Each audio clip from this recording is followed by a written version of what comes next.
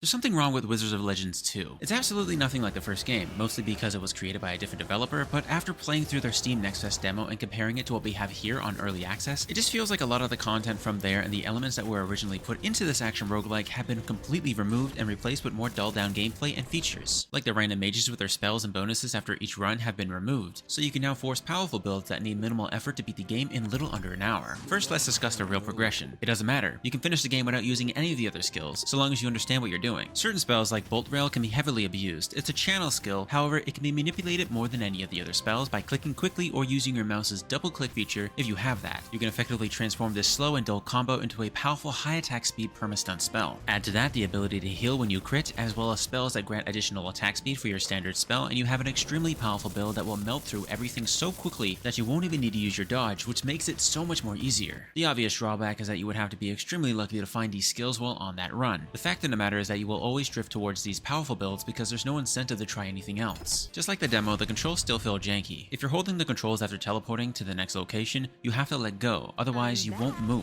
You'll just stand there, even touching the controls before the teleporter finishes the animation causes this to occur, making it feel very unpolished. It doesn't affect the actual gameplay itself because it only happens when you teleport, but it does leave the impression that it isn't finished, and that makes sense since it's early access. I still do like the design that they chose. It's clearly different from the first game, which was pixelated and more engaging visually. However, when it isn't janky, it's still fun and responsive, though there appears to be far less dialogue than before. Sure, there's some boss dialogue and wizards in the background congratulating you as you run around the trial islands, but there's not much to the main hub. I could be remembering it incorrectly, but something feels quite different here. It just feels like something has been removed. It's an action roguelike similar to Hades. You begin by selecting your loadout, dodging through each island's biomes and enemies, setting off traps, achieving certain objectives on the task board, and then collecting currency to eventually unlock items such as capes, masks, spells, and relics, none of which matter. There's just no rewarding progression. When you first start the game, you receive your very first spell. Lightning is the most useful. Something like Fireball is more like a magma ball that only travels a short distance. And almost all other standard spells feel like that, too short and slow to be meaningful, so you end up focusing on one of the spells that can be abused, or the ultimates and powerful upgrade variants that you can use for each of the other spells. It just feels way too repetitive and linear when it comes to wanting to try out new builds, because unless you actually buy new skills, you are stuck with the basic ones you begin with, and then purchase them as you continue to play through each stage and island. The way things are right now, I would rather wait until they decide what they want to do with this game, because there isn't much here. It's the same gameplay over and over again, with very generic bosses and very basic telegraph skills and no replayability beyond trying out new spells.